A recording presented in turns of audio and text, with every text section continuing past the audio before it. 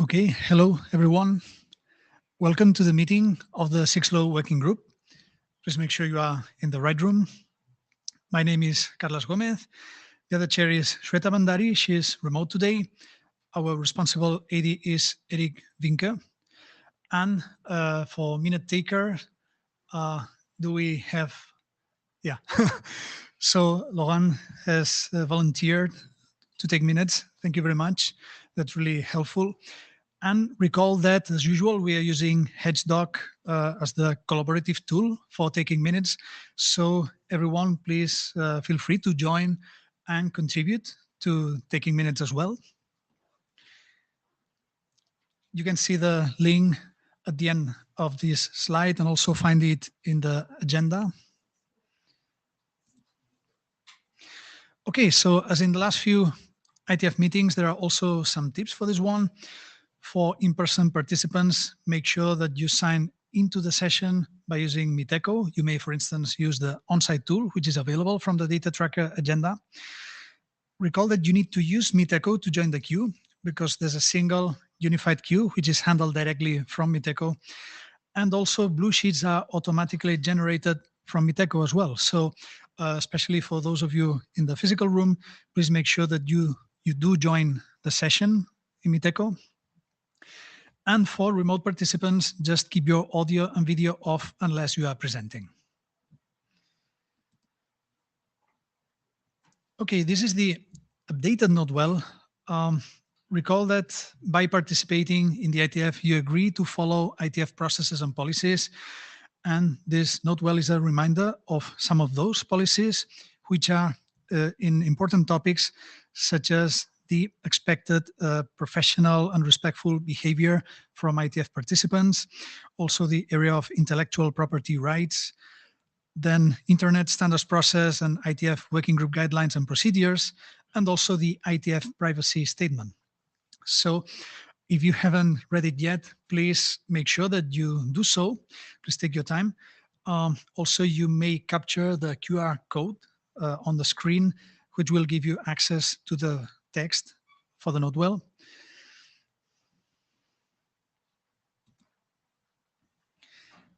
And this is the agenda that's proposed for today.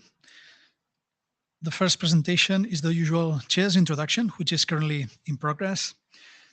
This will be followed by the set of presentations by Luigi on path-aware semantic addressing for LLMs and generic address assignment option. That will be followed by a presentation by myself on the transmission of SHIC compressed packets over 15.4 networks. This will be followed by Yang Wan, who will present the transmission of IPv6 packets over short-range optical wireless communication. And after that, Moon Hwan will present a related draft on security considerations for IPv6 over OWC. And finally, we have a presentation of a new draft by Carolyn. However, the document is intended as an RFC 8163 update, so it's not like starting something from scratch. You may recall that RFC 8163 specifies IPv6 over MSTP, and there will be a presentation on the intended update by Kerry. And this leads to a total of 75 minutes of allocated time in the agenda. We requested 90 minutes and we got 120. So yeah, we have yeah, very constrained. So yeah, we'll have time if needed for discussion. And other than that, is there any comment on the agenda?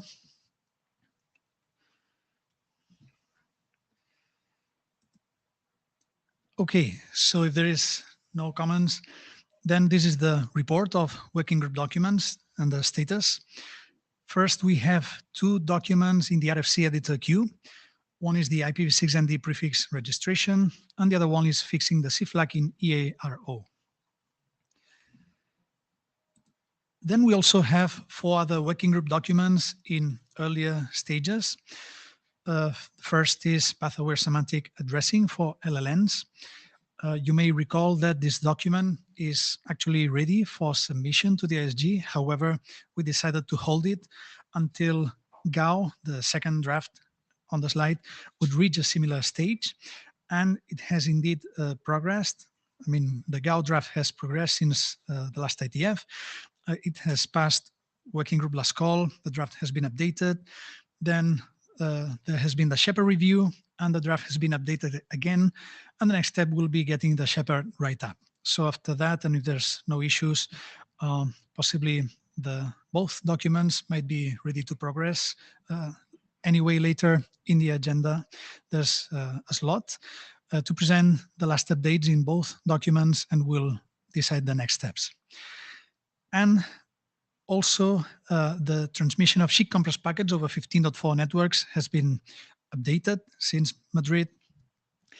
And the transmission of IPv6 packets over short-range optical wireless communications has also been updated since the last IETF. So is there maybe any comment, any question?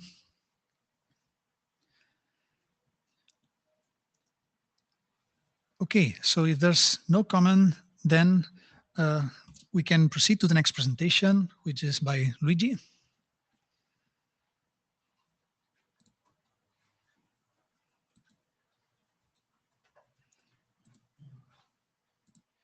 I will give you access.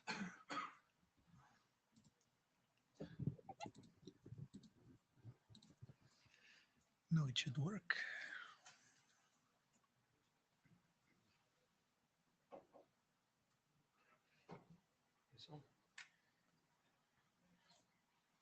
Yes. Okay. Okay. So this is, let's say, the usual update I give about PAS and GAO. So since last time we met, we actually there were 2 updates. The first one was just a keep alive, just to keep it there. There were no real changes in the document. The second update, so that we reached revision 13, we did some very small update. Actually, because this document leveraged on GAO, and because we will show later, we did change a little bit the format of this option. We just updated the 2 examples that we have in this document, and nothing more. So the document is really stable, and this is just a small update on the format of the packet, of the option. So that's it. That was very, very quick.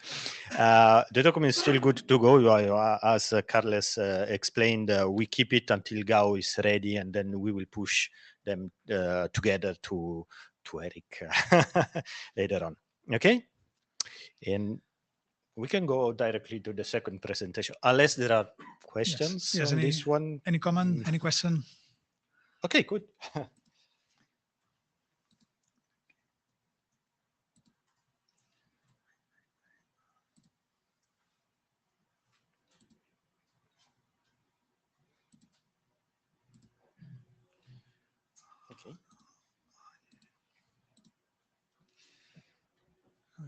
Yep, works.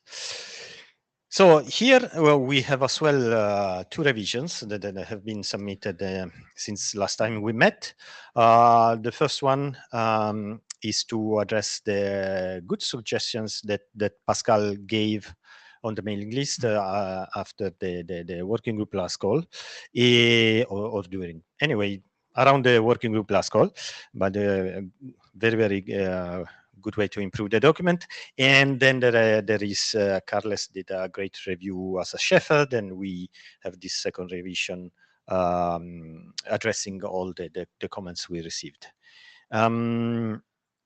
So the structure of the document really stays stable. We did some section renaming, and we just highlighted the 2 the possible optimization where you put the option, where you piggyback the option, if you wish, into subsection, but the content of the subsections was already there, to be honest. So structurally, this is still stable. If you remember, at some point we introduced the wording ratification. So with Go, what we have is a node ask for an address. You receive this address. Then depends on the technology. When the 6LR or 6LBR, so the router gives back the address, may say if you want to use it, you have to explicitly register the address that I'm giving to you to me. Okay, it's just for confirmation of usage, and we did use the terminology ratification. We actually went back to registration. This came from the review of Pascal. What we do is very, very simple. If we do a request and we have an offer, and there is no need to further confirm that you are using the address, what happens is actually that implicitly the node is registering the address locally, right? I give you the address, and at the same time I create all the state that is needed, like you did register this address to me, like we do with the other mechanism like 8505. Okay. Some cases we want an explicit registration phase, so we do not create the state. Okay, we send back the offer basically, and with the R bit still set, and then there is the registration phase, which is not any specific mechanism to specific to Go. Okay, we use existing mechanism like any other registration that we can do. So yeah, the R flag is again a registration. As I said, if it's set, we ask to register. If it's not set, is hold on. The address or prefix is registered. In this case, when there is the implicit registration, if the node doesn't want to use the prefix or address that has been offered, what it does is it just use existing mechanism, not specific to Go, to the register. Basically, sends a neighbor solicitation with the ERO option and setting the lifetime to 0. Say, I don't want to use it anymore. Okay.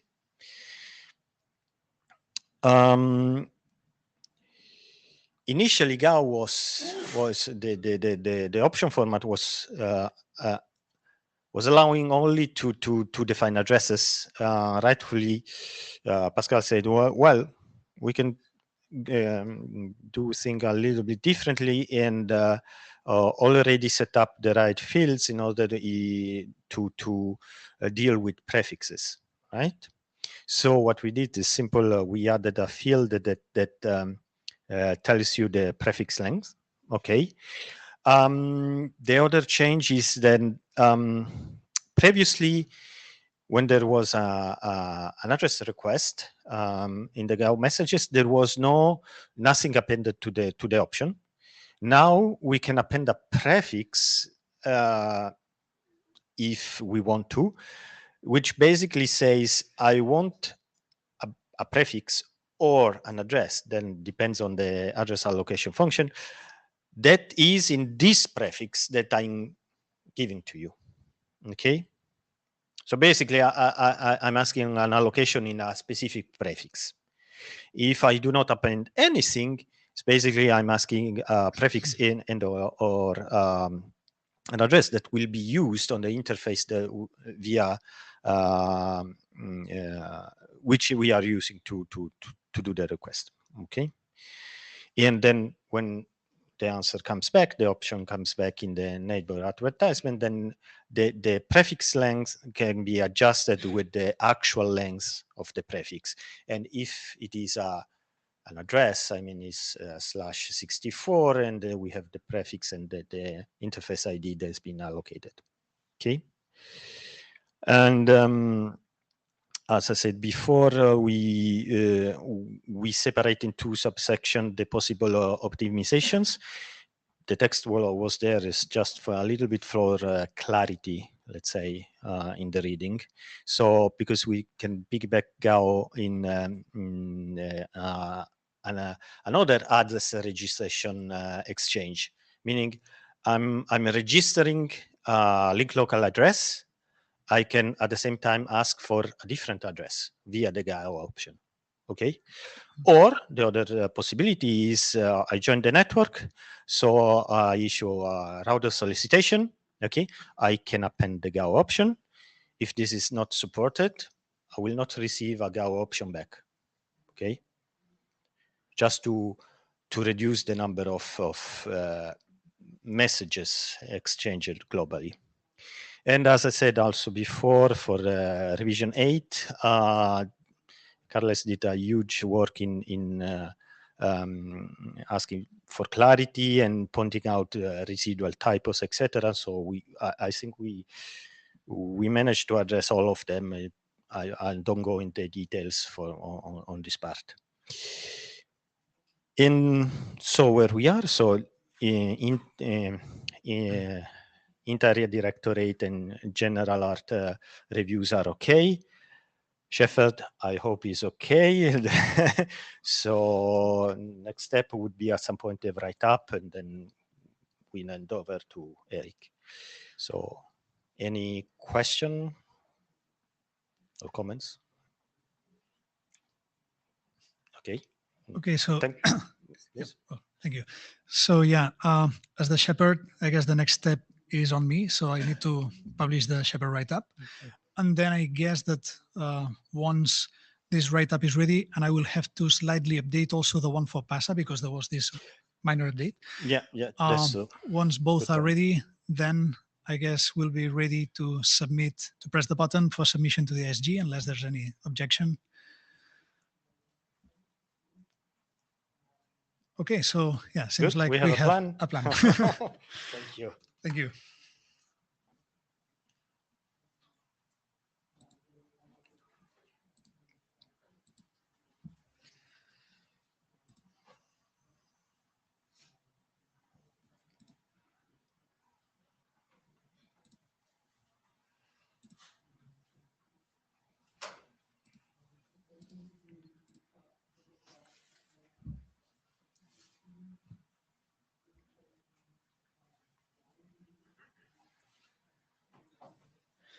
Okay, so hello again.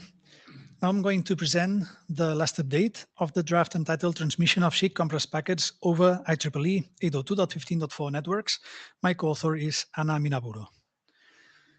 So as a reminder, the main goal in this draft is shown on the slide.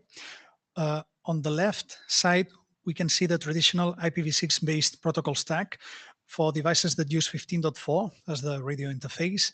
This is possible thanks to 6LoWPAN as the adaptation layer, which can be seen as comprising two sublayers, the one on top offering header compression, the one below performing fragmentation and reassembly. And what we want to do as the main goal in the draft is to enable the protocol stack on the right, where we would like to offer using SHIC as another technique for header compression of IPv6 and perhaps APA protocols as well in these same environments.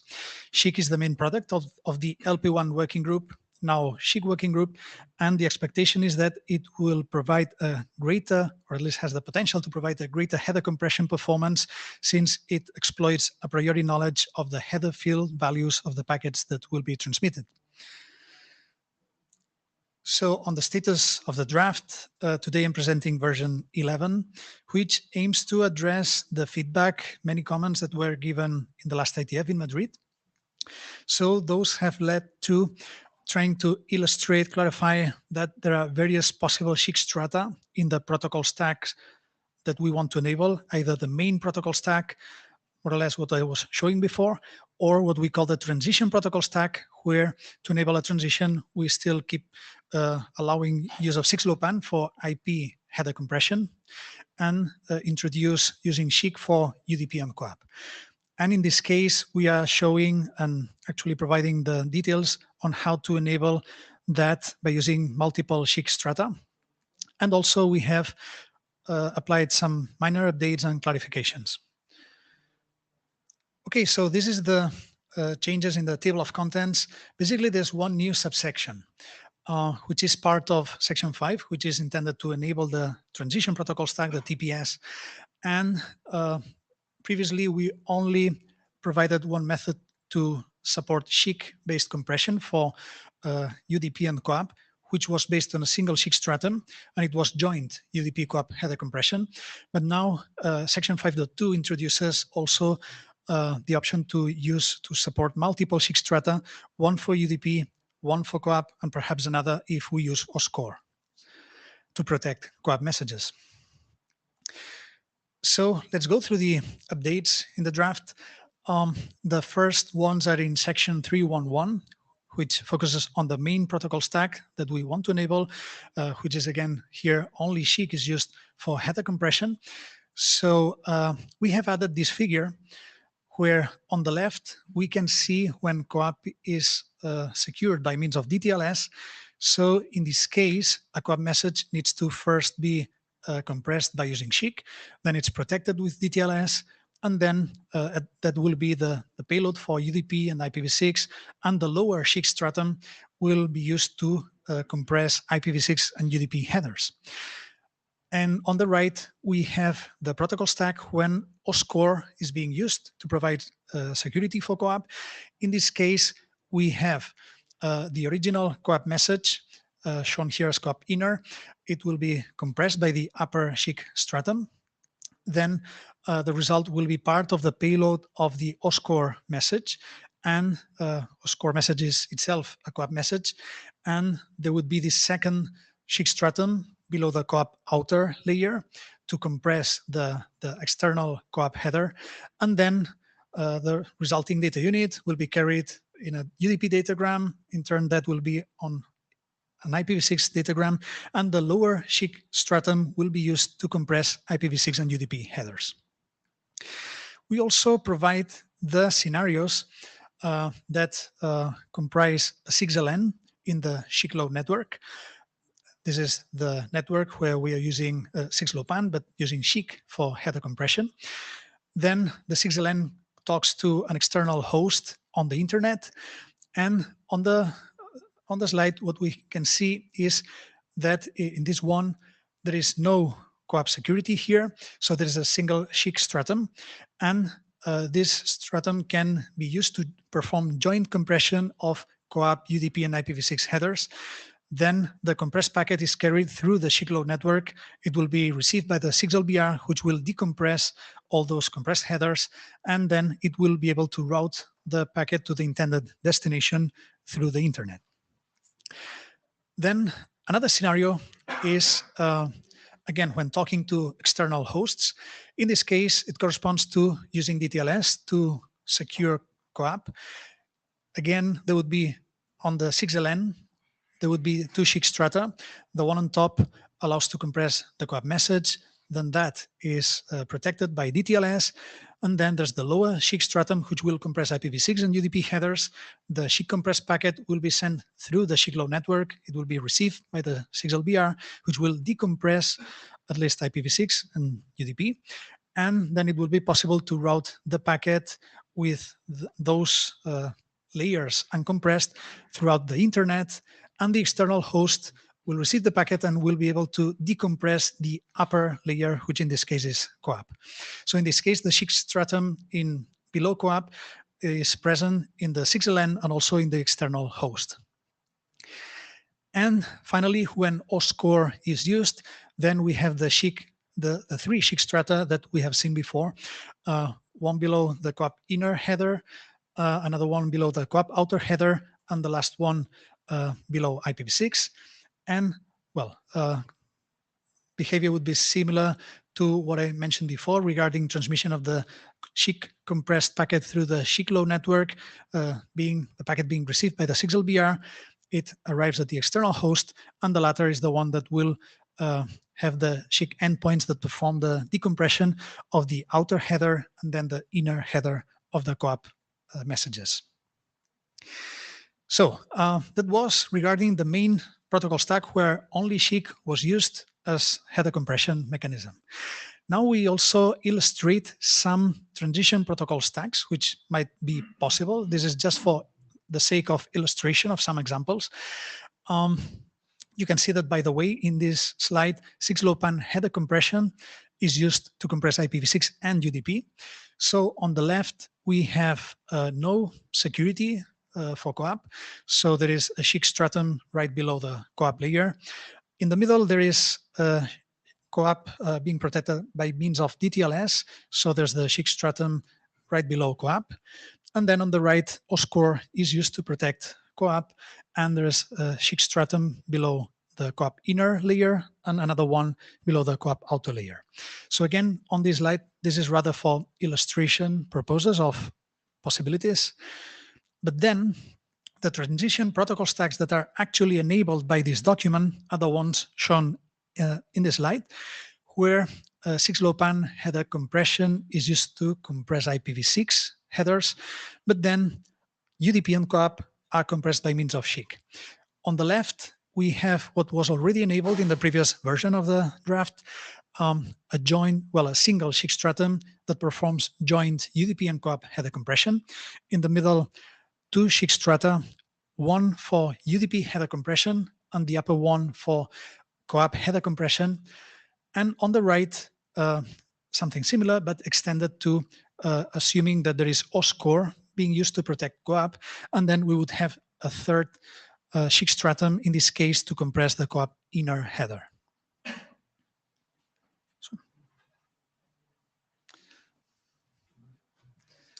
Eric, just as a contributor here, on the middle, I wonder why you compress UDP and CoAP separately. I mean, on the right, I understand, right? Because it's encrypted, but the one in the middle, I wonder why. You cannot compress to the same shot UDP and CoAP. Yeah. This may be a naive question, right? Yeah, you mean that we could use a single SHIC stratum for both? Yeah. Yeah. Yeah, that's true. Perhaps, I don't know if there might be some scenario where, well, Lohan?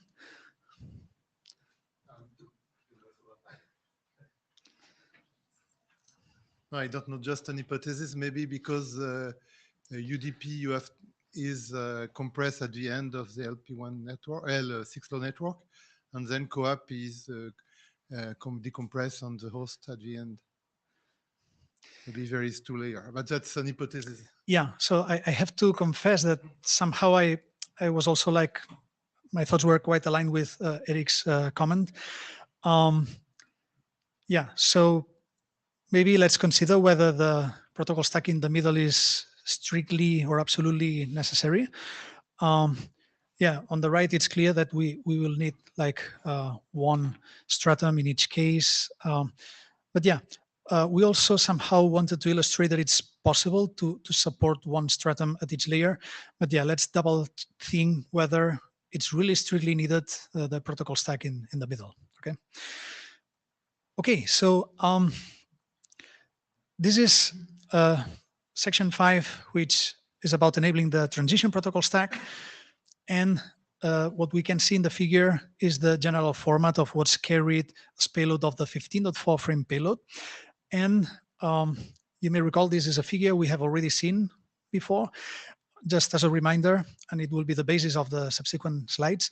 On the left, we have the 6LoWPAN compressed IPv6 header.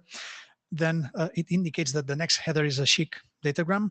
And the part highlighted in red is the SHIC compressed UDP and CoAP headers, which includes the SHIC stratum header or headers as needed. And then the rest is the CoAP payload and padding, if any. And recall that to create the part in red, there are two approaches. The first one is based on a single SHIC stratum, joint UDP and CoAP SHIC header compression and decompression. And the second one is the one we've added now, which is this separate SHIC strata, one below UDP, another one for CoAP header compression, and if OSCORE is used, then yet another one for the inner CoAP header. Okay, so here now we're providing more details about the part in red, which is now expanded. And we can see that there are 4 fields as components of this part in red. On the left, we have the SHIC stratum header for UDP, which indicates which is the SHIC payload endpoint that will be used or that needs to be used to decompress the SHIC payload. It's the second field. This second field is the actual UDP compressed header, okay? And recall that the SHIC stratum header can be fully elided. The SHIC stratum header itself is compressed, but it could be even compressed down to 0 bits over the air if there is only one option, one set of rules, and one SHIC payload endpoint to decompress the UDP header. And then at the right, we have a similar structure.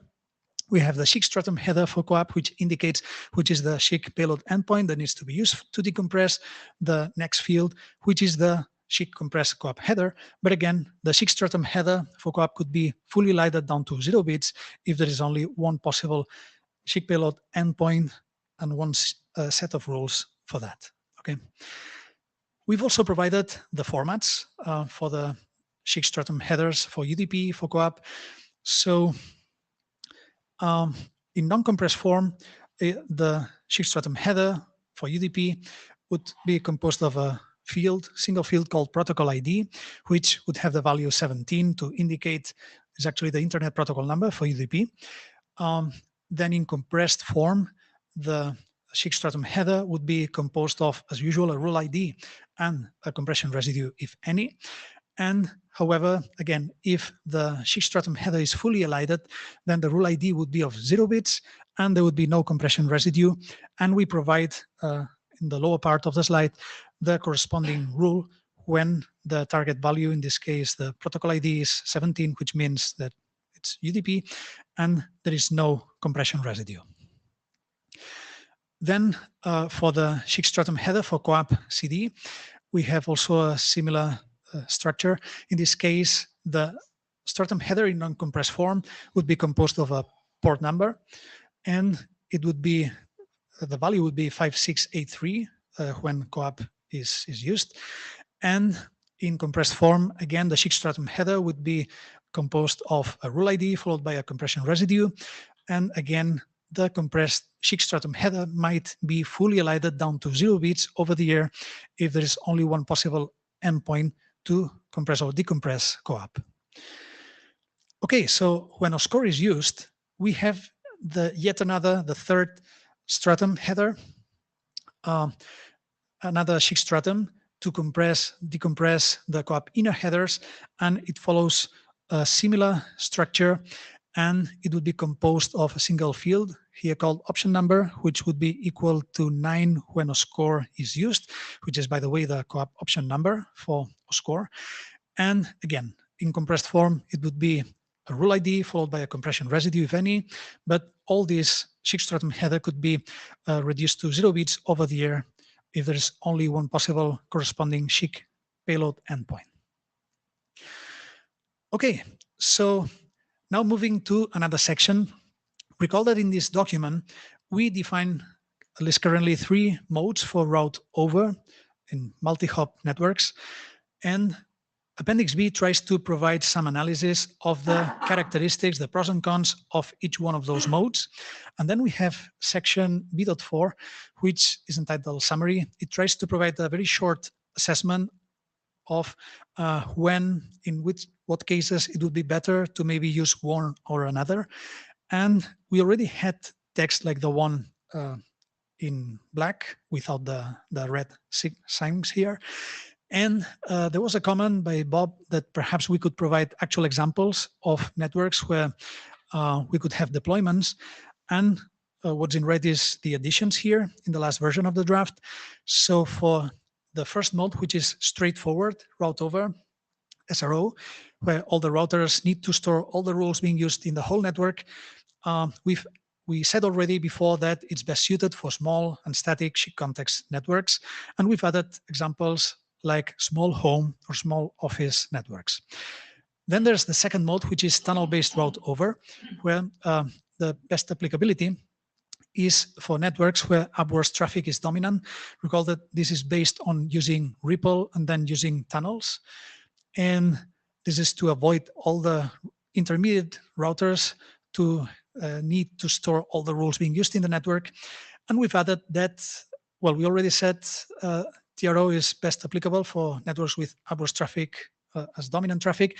We've added that and REPL deployments are already in place or perhaps being considered. And one example could be a smart grid network.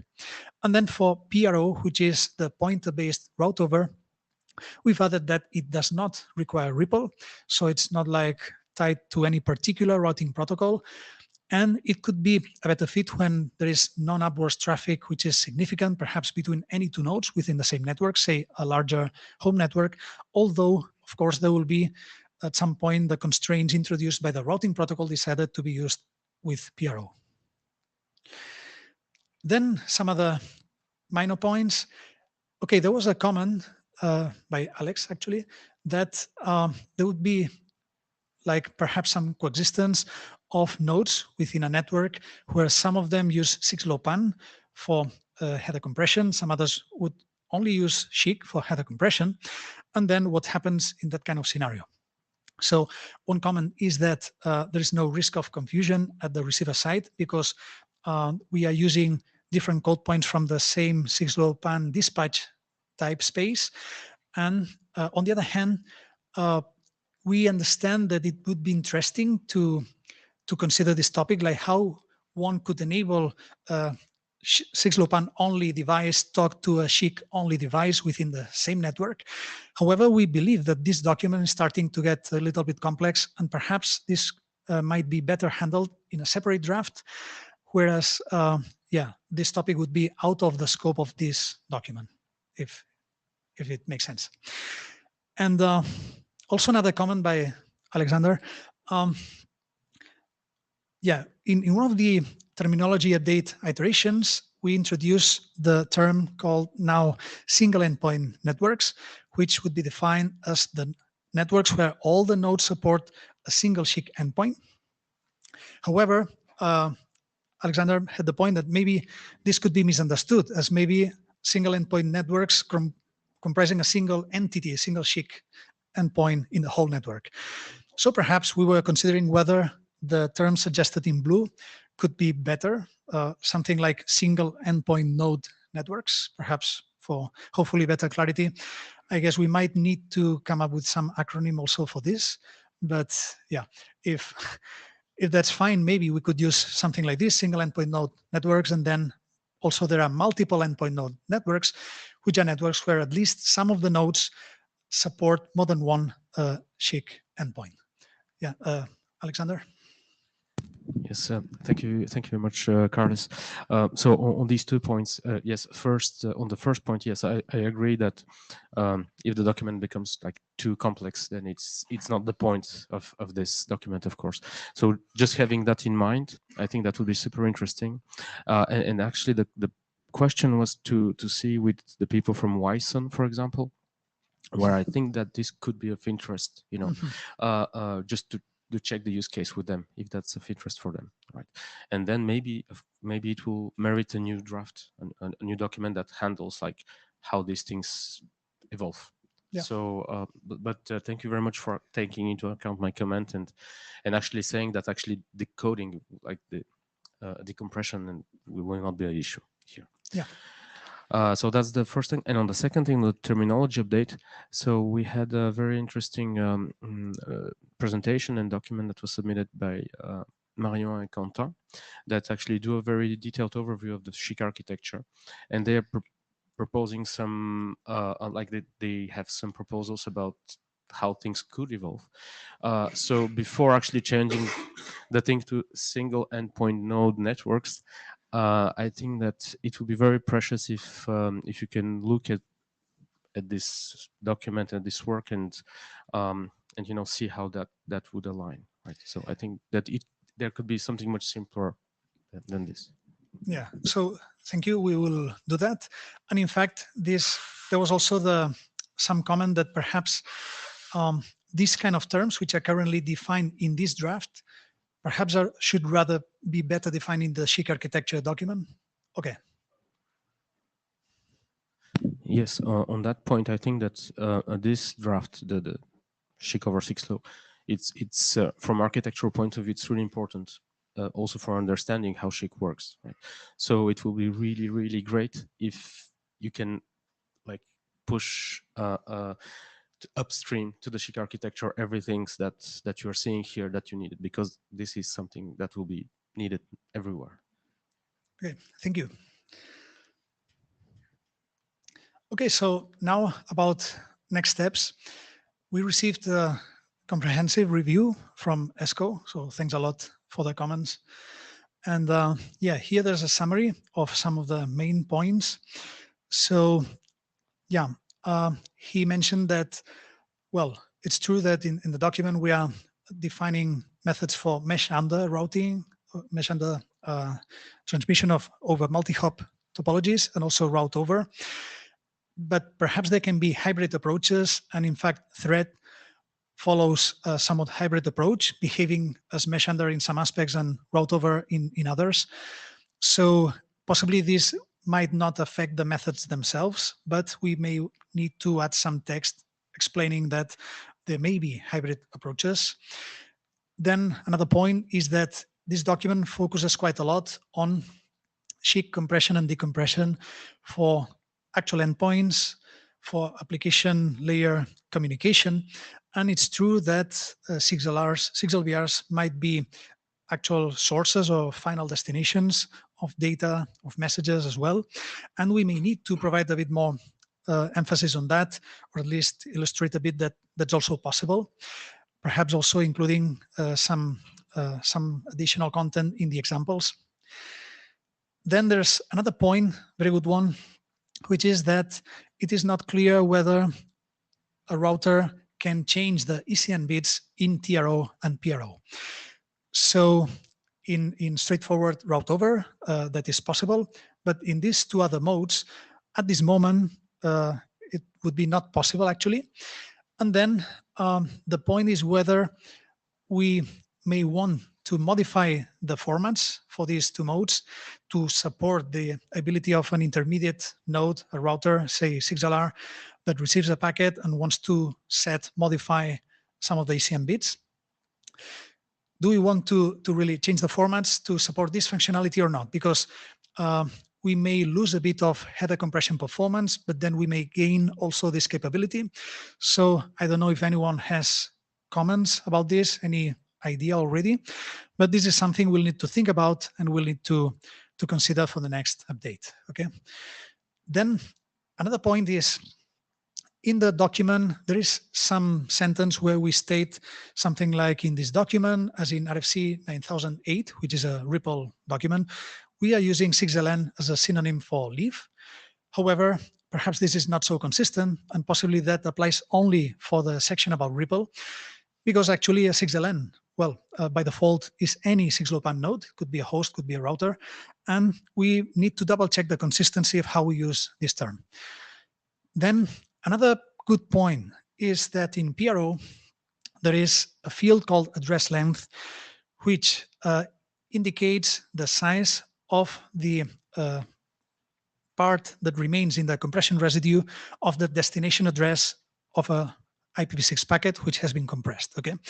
So here we might want to be able to identify the value 128 when there has been no compression at all of this field, and also the value 0 for when, well, maybe there has been full compression. So we use 7 bits for this field, and perhaps we need to double check how we really want to support all the different cases, okay? Because as is, it would not be sufficient. And finally, well, we have to apply several clarifications. There are editorial suggestions, and we will apply all those in the next revision. And also, yeah, we, related with the comments with Alexander, we plan to continue monitoring and aligning with the SHIC architecture draft. By the way, it was recently updated. Currently, the latest version for that document is at 0.5. And there are some new terms. So not sure if we should need to wait a little bit until whether they stabilize it or what. But yeah, as is right now, at least we are currently still using in this document that I'm presenting today, SHIC stratum header, but in the new SHIC architecture draft, that is SHIC control header. In the old terms, we used SHIC payload, but now it should be SHIC data. Actually, personally, I like these two terms in the sense that they convey the idea that the first one is signaling, the other one is the actual data plane. And then there is SHIC packet that should be updated to SHIC datagram, another term that I personally like. But then there's, as you mentioned, there is also ongoing discussion on other terms, even some concepts. So yeah, we may need to perhaps wait a little bit and follow and perhaps contribute as well to the discussion in the SHIC architecture draft. Just a small comment. I think it was pretty, we had a strong consensus about these three terms. So I think that you can change, change these ones. And for the others, like participate actively in the discussion of at the SHIC. Thank you. Yeah, this is good advice. So yeah, we can more safely update these concepts, these terms, and let's see about the others. So yeah, other than that, we still need to complete examples in Appendix A. And other than that, well, there's a few outstanding issues, as you've seen, but we believe that in terms of the content that should be in the document, we are approaching completion perhaps. So this is the right moment to maybe getting reviews like ESCO did. So thanks again. And yeah, let's see, because perhaps in maybe a few more iterations, we might be in a state as perhaps in a condition ready to maybe request a working group last call. So any comments or questions?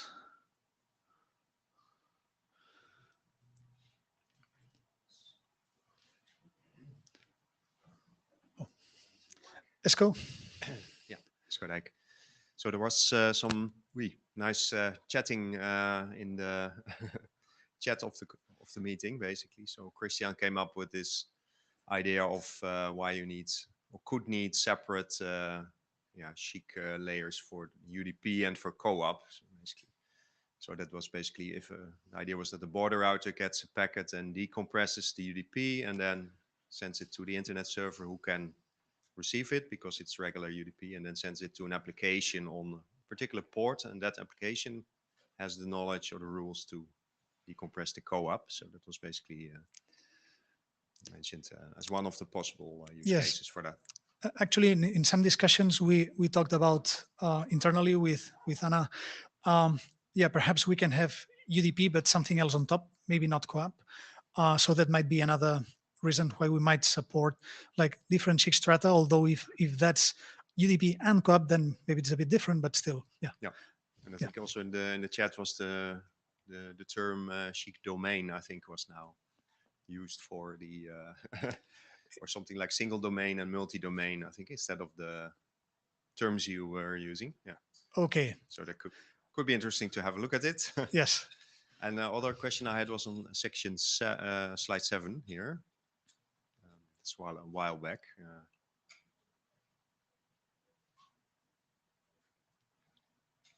Yeah, so there's, for example, also DTLS. And I was just wondering, hey, that DTLS also goes to the external host side. So couldn't it use SHIC compression on that header as well? Yes. Probably yes. Yeah, so I understand that conceptually, yes. Perhaps we were a bit conservative, like not daring to illustrate something like that, because at the moment, as far as I know, there is no specific specification that allows to compress DTLS with SHIC, but it could perhaps exist. So yeah. Okay, that's just right. You need then a specification. So for co-op, it is there. So probably then or not. I don't know. Is it there for co-op? For co-op, yes. Okay. It's the one from which we kind of steal these figures, which is 8824. RFC All right. 824. Okay. Very good. Yeah, then that's clear. Thank you. Thank you. Yes, just a short follow-up from Esko's comment. Actually, a couple of years ago, we did SHIC compression for like compressing the DTLS header, and like there is no official RFC or draft because it was like like in a product, but there were some efficiencies to be gained, and yeah, so probably that could be an interesting topic to develop. Yes, indeed. Maybe not in this document, of course. Yes. um, so that's one point, and another. That's maybe a question also for ESCO, because there is like in thread, it's used in Matter, and in Matter there. For a long time, I was persuaded they use co-op, and I discovered not. It's a different protocol. So, is there any so there could be, of course, like the interaction model, the application model, and all that. So is there something there that could be specific, that could be beneficial to the upper layers of Matter that needs to be integrated in some way in the 6-low SHIC over 6-low draft? I'm not sure if my question was clear. Yeah, I think the question is clear. I don't think I have a clear answer to that. I don't do that much in Matter, and yeah, not sure what could be benefiting there from compression precisely. So that remains to be seen, I think. But by the way, if I remember correctly about the Matter application layer, it is not as compact as the co-op header. So maybe it could be something to consider to compress, at least if it's intended to run on more constrained devices, perhaps like thread running on batteries and so on. Yeah, and so there the question will be like the security frontier, like the boundary, because there is also, it's a different security protocol. It's not DTLS, and so there are things to consider. I think there is also like multicast operation in that, so that's the thing to consider. And of course, it's is there interest from the Matter community to work on that? But that's like a third question to consider, right? So so yeah, thank you. Okay, thank you. Any other question? Okay, if there is no more question, then let's proceed with the next presentation.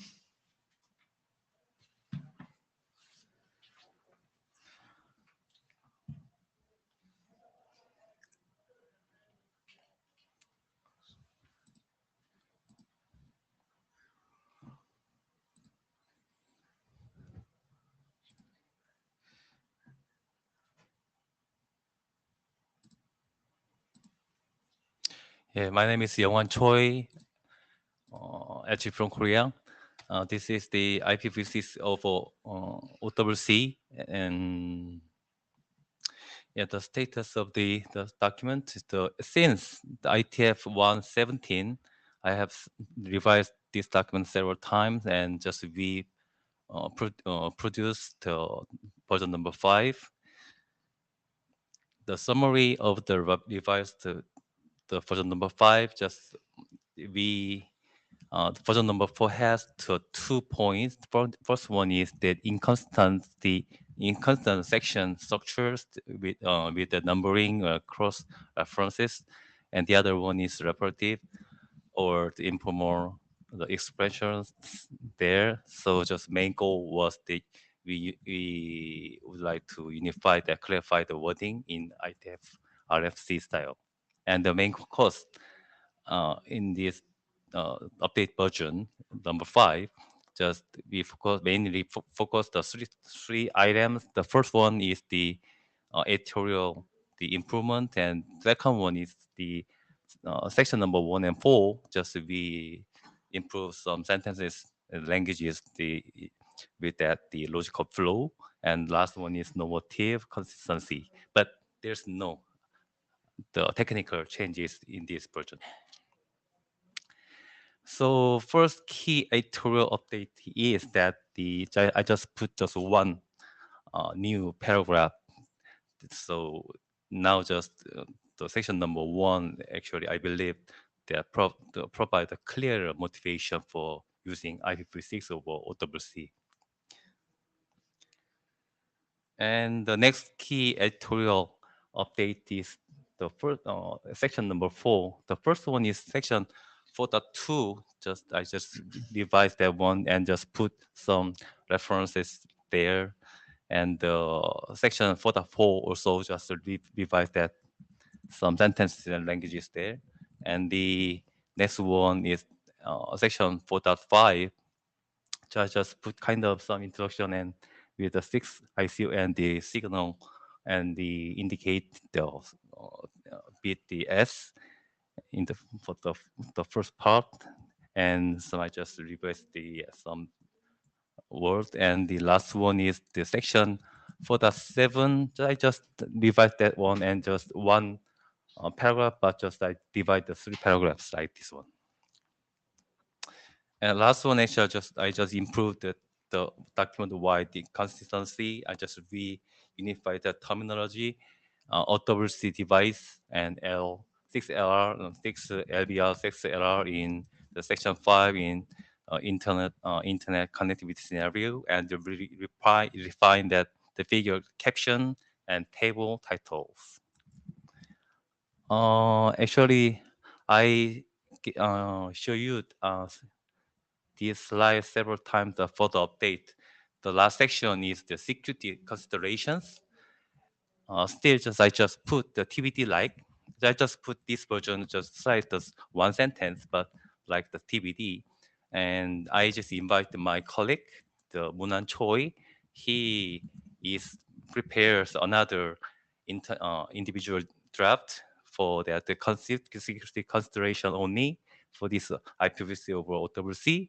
So next, the presentation is his the first presentation, and then still I believe the contents of the draft is not um, stable, but maybe the next version will be the more stable. Then maybe I will take some of the contents of the proposed text and some contents for the secret consideration. That's all. Yeah, this is the last one. Any comment and feedback on this update? Okay, any comments or questions? So there was some time ago some review of the document, but yeah, also as usual, it will be beneficial if anyone can review the draft. Okay, Thank you. so thank you. Thank you so much.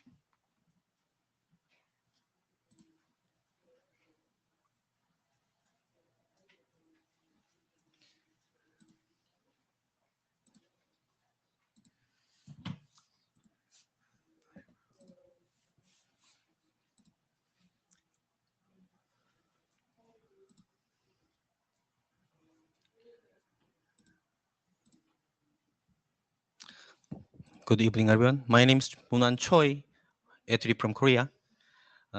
Today, I would like to present security considerations for IPv6 of OWC. Oh, yes, this is progress history. First, I introduced the initial draft at the IETF 121 in Dublin. Then at IETF 122, I described 6 major security considerations such as eavesdropping data integrity, and then denial of service attack, authentication and access control, energy and energy security trade-off, and the secure routing issues. And next version, draft 02, I made only editorial changes without structural change. And version 03 for this meeting, I delete data integrity section and merge the budgeted contents into the other part because it overlaps with confidentiality and the interference related part. Yes, and I added the interference and jamming section as a new security consideration. This slide from the IPv6 over OWC presentation slide by Youngwan Choi. Uh, you can see what is short range optical wireless communication from this slide. And this slide is also from that presentation slide, which is explain the 6 key characteristics, including visible light communications, short range bidirectional communication, line of sight and non-line of sight support, data rate variation, energy efficiency, and secure communication features. These characteristics directly shape how OWC behave in terms of security, and they serve as the basis for the analysis in the next slide. From those 6 key characteristics, I defined several possible security risks specific to OWC. This table shows 12 security risk factors, including eavesdropping, data interception, authentication and access control, denial of service attack, etc. I believe that red marked uh, keyword in the table represent the main categories that cover all possible security risks, not just a few examples.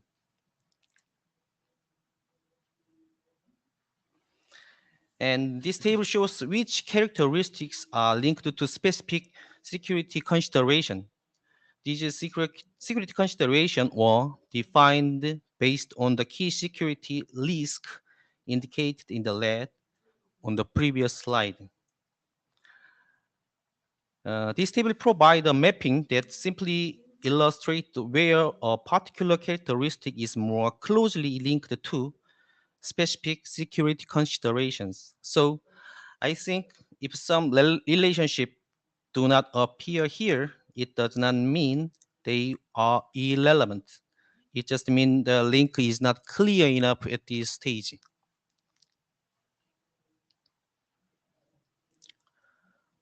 So future plans.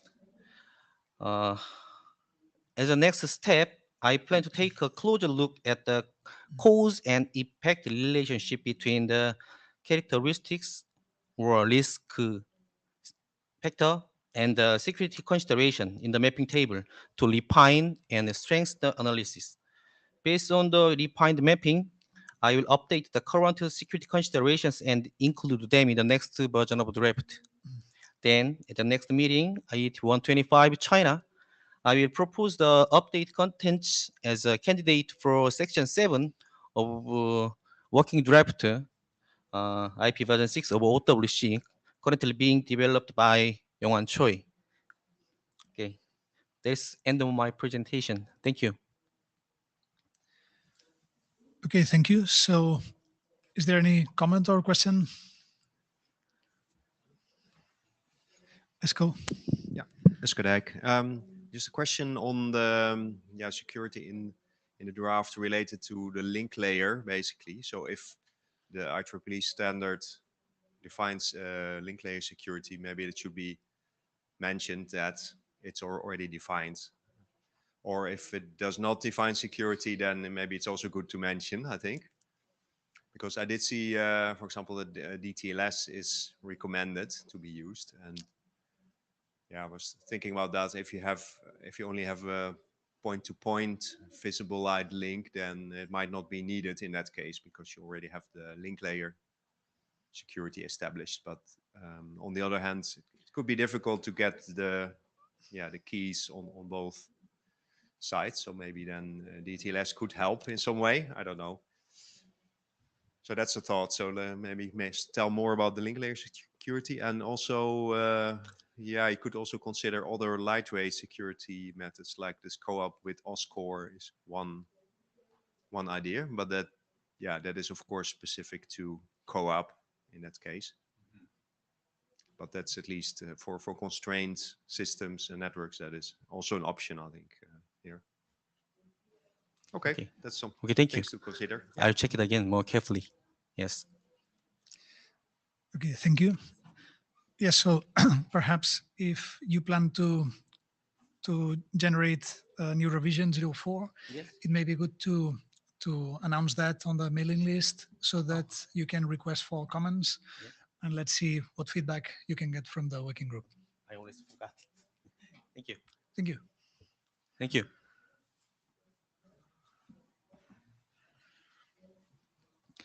Okay, so the next presentation will be by Kerry. So I will show the slides.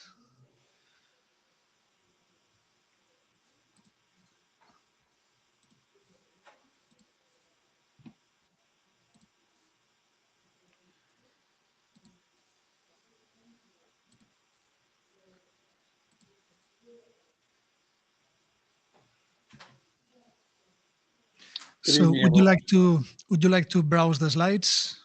Would you, or I can do it as you wish. Sure. Let's just talk to this one first of all. Yeah. Good evening, everybody. This is my first IETF in many years, and I wish I could be there with you in person.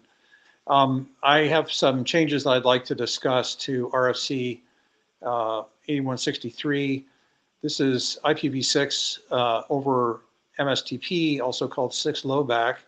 MSTP is basically a token passing MAC over RS-485 serial multi-drop, RS-485 serial.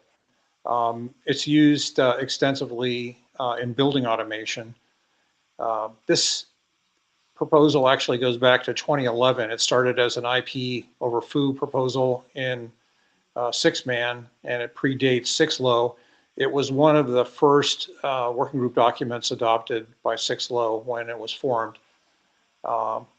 And the motivation here for suggesting these changes is that I've recently been riffed by my previous employer, Oracle Utilities, and I find myself with time on my hands and would like to do an open source implementation. So one thing I'd like to do is to harmonize the name and terminology used in this RFC with the latest version of the upstream standard, the ASHRAE BACnet standard that defines MSTP. So next page.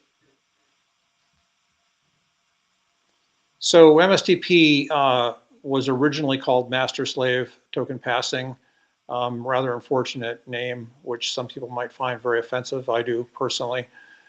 It was changed in the latest version of the BACnet specification to multi-drop serial bus token passing. So all instances of master node were changed to manager node. All instances of slave node were changed to subordinate node. And there's perhaps a bug in RFC 8163 where I use the term trailer where the spec actually uses the term padding. Second change I proposed was fixing the erratum in the example code. Third, updating the references. And my other 3 co-authors are pretty much off the grid at this point. One of them I know is sailing around the world someplace. So in order to get this thing checked in through ID NITs, I move them to the acknowledgement sections. Now, it's this other category. Since I've been away for so long, I don't know whether the working group would consider this RFC to be up to date with respect to things like privacy and compression and so on. So really the question is, do we want to open this up as a working group and look at modernizing it if that's required? Otherwise, there are a number of ways that we could handle these changes, anything from errata to obsoleting the RFC, which I think would probably be the nuclear option. So just a point of, to avoid some confusion here, there's 2 versions currently checked in. At the suggestion of Michael Richardson, I renamed this to RFC 8163 BIS. The 00 version are the minimal changes to the RFC. I still had to make some changes to get past ID NITs and check it in. The 01 version are actually the changes that I propose to the RFC. And in the event, I did a diff between the 01 version and the RFC, and it's really not that difficult to see what the changes are. So that's probably the best thing to do, is to just compare the 01 version to 8163.txt. Next slide. So depending on that other category, we may or may not want to accept this as a working group item. And then the question, to the group is, how would we best update this? So I guess this is a question mainly for the chairs and possibly for the AD. What is the best approach, to sort of update this RFC? That's the conclusion of my presentation.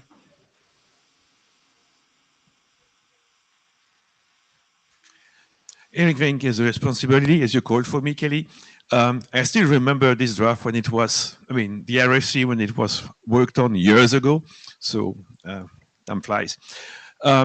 It should basically obsolete. I look about the diff. It's really replacing it, so you need to obsolete it. That's way better. Okay, that's fine. I should mention that I've had some inquiries over the years. People asking if there was an implementation. So now that I've got some time on my hands, I think I would like to go back and, sort of close on this technical debt, personal technical debt that I feel I have. Carlos, do you have an opinion on this, whether, we should obsolete it? I think if we go the obsolete path, then we should definitely take it on as a working group. Working group draft. So that's what I was going to comment, that perhaps if the goal is to have a new document obsoleting the original RFC, then I guess we need to follow the usual process, right? To call for adoption of your draft. And then, if the document gets adopted, then just continue the usual process. At this point, there is a question by Esco. Yeah, just a question. So I think it's was based on an existing specification, and is it correct that that one got updated? Is this what you're saying? You were explaining. Yes, exactly right. So with the terminology changes that I listed in the previous slide, Exactly. those were all made to the base specification, which is the 2024 version. The changes were actually proposed between the 2020 and 2024 versions, but they're published now as the 2024 version of BACnet. Yeah, and it could be that there are also other changes or fixes in there. So it could be useful to have, just like a new RFC pointing to that new document with the updated terminology. So I don't, There was one any harm in that. I'm sorry, go ahead. Oh, I just wanted to say I don't see any harm in that. So you get another RFC, but at least that could be the best way here, I think. Yeah. Although I will say I probably should have looked at the history before I did the slides. But as I look at the history, it took from 2011 to 2017 to get the thing published, and there's a lot of work at the back end, to get something approved as an RFC by ADs and people higher. And so I think we should. I'm perfectly fine with going the obsolete route, and just to say that it could involve a lot of sort of administrative effort at the back end. That's my only concern. Okay. Well, sometimes it can go quickly, so I noticed. Okay, Yes. great. I guess then if we go that route, I guess I would ask that the members who are so inclined, do a review, with an eye towards what might need to be updated. As I said, I have not been keeping abreast of any of the privacy concerns. I think we addressed those sort of at the tail end of the approval process last time by saying, for example, we need semantically opaque identifiers when we're using globally routable addresses. But if there's anything else that needs, to be fixed in this round, then please let me know about it.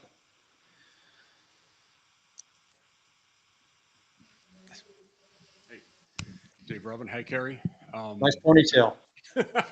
Thanks. Yeah, you haven't seen it. Yes, that's how long it's been since I've seen Kerry.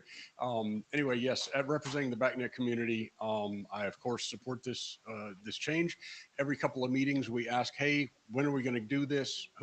When do we get a volunteer? Finally, we have someone step up. So that's great. I'm glad to get it done.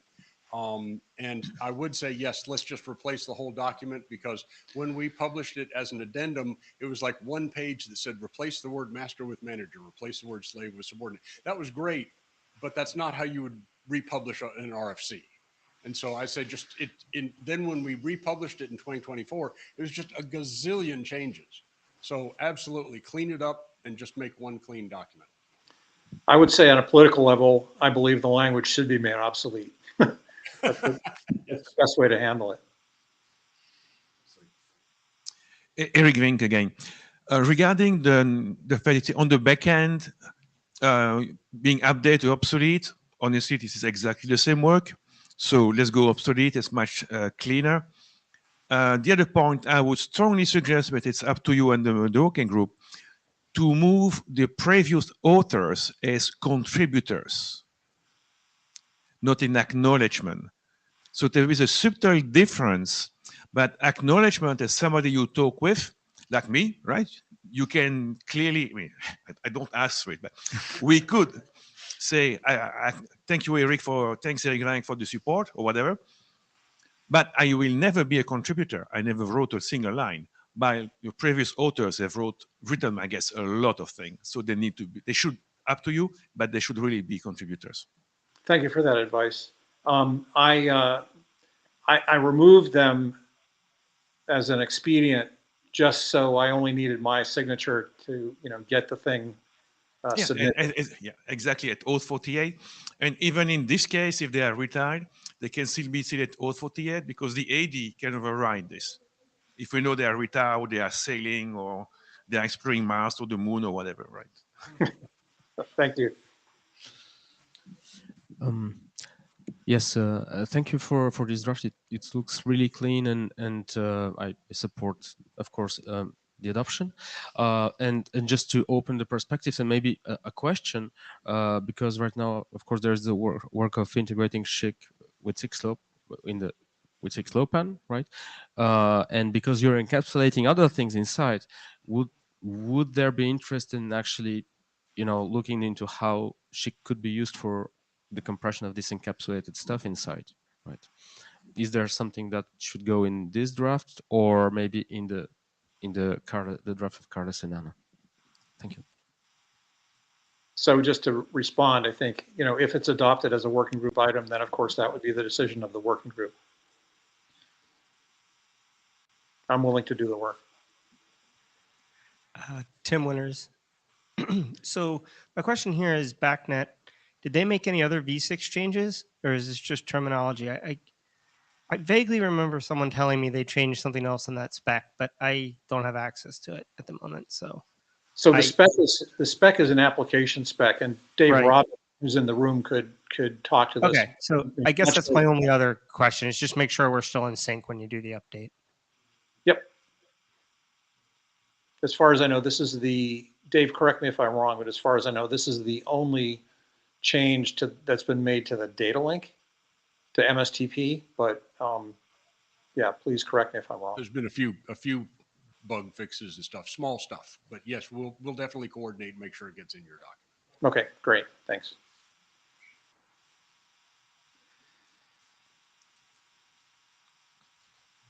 Okay, so there has been already quite some explicit support for adoption of the work. Do you plan, Kerry, to submit any update, let's say, soon for, say, any pending issue, or is at the moment the draft 01 is the latest one and there's nothing else to be added for you at the moment? I think there's an online URI to the BACnet spec that is not the one that is in the draft. And then listing the previous co-authors as contributors is just the one other change I can think of. But in terms of substantive changes, not really. And those could be handled, in the 6.low version, the next version if we go to that. Yeah, so perhaps what we can do is, since we got already some sign of support from the room, we may issue a formal call for adoption on the mailing list and continue from there. So I don't know if there may be other comments.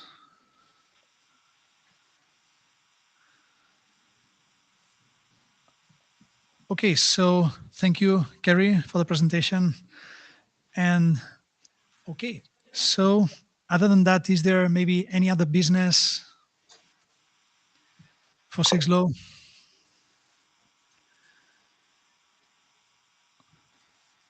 Okay, I see no comments, no one in the queue. Okay, so then the session ends here. Thank you all for all the presentations, contributions, comments, and so on. See you on the mailing list and also in the next ITF. Thank you.